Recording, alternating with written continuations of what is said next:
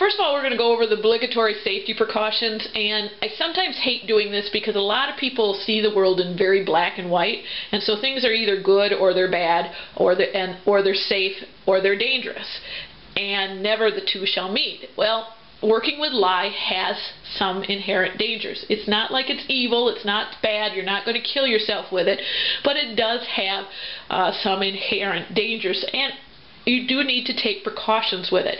Now, I started doing this when I was very, very young.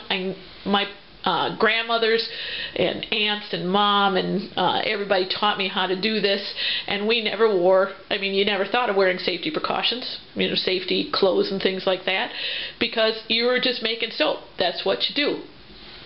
But in this modern day and age, working with lye, and I'll get you the lye here real quick, we have the ability to have plastic safety glasses and good heavy-duty rubber gloves, and it's probably best to wear those while you're working with lye.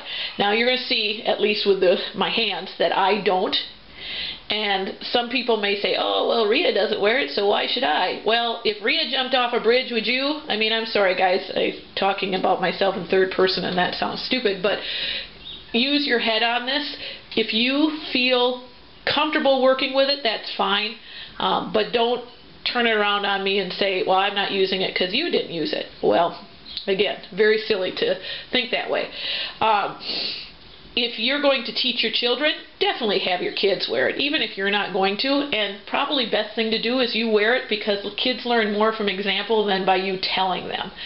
And if you're acting nonchalantly around the lye, they may, while you're not looking, act nonchalantly around the lye. So lye is not something for nonchalant act, just working with. You treat it with respect, like you should treat your car with respect, like you should treat the electricity in your walls with respect. You should understand that our lives have some inherent dangers, and we should treat that with respect. Not fear, respect. So, because we're working with lye, best bet is to put on safety goggles and good, strong rubber gloves. It is a caustic material. Lye is not only caustic to humans, though, it is a caustic to other things. And here's the second thing for safety precautions. When you're working with lye, you should work with glass, stainless steel, or unchipped enameled pots. Okay? And that's for when the lye is active through the main part. At the end, and I'm going to show you that in just a minute, you can put it into just plain plastic molds. But if you put the lye into plastic when you first start it, lye heats up very, very, very quickly when you mix it with water. So you don't want to put it into plastic. It'll melt right through and then suddenly burn a hole through your floor.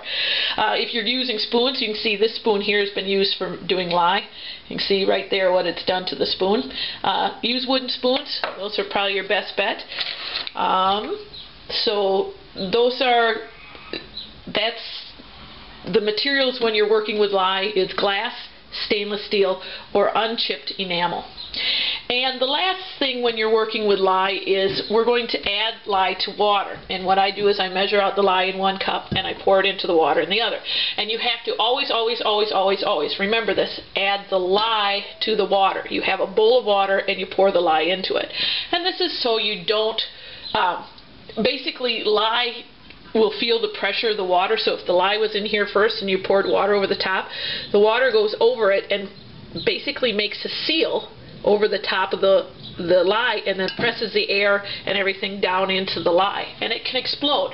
And this is the most common way people get burned with lye, is by putting the lye in the bowl and then pouring water over the top of it. This is any caustic substance that you're going to mix with water. Water is inert. You use water as your base and you pour your caustic substance or your lye into it. So those are your 3 safety precautions. Now I'll just go over the things we're going to need, which is very few things. Okay, we're going to need some lye. Now lye you can buy, we're going to use store-bought lye. I'll do a video one day where I show you how to make lye from ashes. That's the way I do it. Lye from ashes does not make a hard bar of soap. You need a store-bought lye for that. You can buy store-bought lye in pretty much any hardware store. I don't know if Walmart carries it, because Walmart, you know, they stopped carrying lighter fluid and things like that because they thought it was dangerous. But most places that sell things to unclog your sink will have lye in it. That's what it's mainly used for nowadays. Don't buy stuff that it says, you know, sink unclogger. If it's lye, it will have very large letters that say lye. It has to, because it is a caustic substance, and they have to let you know that it is lye, so you don't accidentally buy it thinking it's something else. So this is Red Crown. I bought it just down at the local hardware store. One bottle of this will make probably 25 things of soap, batches of soap like we're making it. So we need some lye. We need some fat. We're using deer tallow here. Deer tallow is a very dense fat, and so we're going to cut it with just a little bit of olive oil. We're going to put 2 tablespoons of olive oil to this. If you don't have deer fat, but you have beef suet, you can use beef suet, the same amount of beef suet, and just don't put any olive oil into it. Beef suet is a little less dense than deer tallow is. So basically, in this recipe, the olive oil is just to take down, or just to take the density out of the fat. Then we need water. I got my water out here. You want your water as cold as possible. The reason I have it in this Piggly Wiggly milk thing. That's how we get our milk. And I don't. This is my friend. I get all of her things, because this is how I tap maple trees, is into these. So I get all of her milk jugs throughout the winter. So, and I'm going to put this outside in the snow. Yes, we have snow. I'll just stick you out the door here, so you let me kick my door open. Okay, I'll stick you outside. You can see there's the snow. So we'll get you out there in just a little bit. We're going to stick the water out there. I want it as cold as possible. You want your water as cold as possible. You don't want it frozen, but you do want it just about as cold as possible, because when you add the lye to it, it's going to heat up. And it can heat up anywhere from 150 degrees to 210. So, and you need to cool it down, because you want to add it to your fat at a cooler temperature, so that you're not stirring for the next 30 years. So it's only maybe half an hour or so to an hour of stirring that it takes. So the cooler your water, up to, of course, obviously freezing or slush, the better it is. Okay, so what have I gone through? I've got olive oil, water. So those are the ingredients. Then we're going to need 2 containers, one for the water and one for the lye, and the lye is going to go into it, so I like to use the Pyrex or the glass containers. I need 1 container for melting my fat in. So I have a stainless steel pot, and what I'm going to do is, you can see I've kind of got a pot of water here. I'm going to kind of make a double fake-ish kind of double boiler. I'm going to put the stainless steel pot of fat into this and heat it up, and that way I don't burn the fat. You don't really need to do that. That's just the way I do it. You're going to need 2 thermometers. One has to be glass.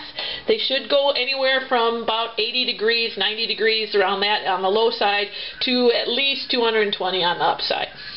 Okay, you're going to need a scale. This is one of these cheap things. I got it for free. And it's best if it goes with grams. Most soap recipes will be in grams. You need a couple stirring utensils. In the end, when you go to pour your traced soap into your mold, you're going to need this to scrape it out. A scrapey, what am I looking for? Spatula! That's the word I'm looking for. Since I'm putting in a little olive oil, I've got a measuring cup. And then we're going to need our molds. And here's the thing. You do not need to have super fancy molds. You can, this is a top tray. I'm going to re-mill this soap later, so I'm not even looking for it to be super fancy, you know, pretty right at this moment. And if you're just using it for yourself, you certainly don't need it to be super fancy. So these are just trays left over from, you know, people bring over, you know, things they bought from the store, and I save the trays because, well, I'm a pack rat. No, I'm not, but close anyway.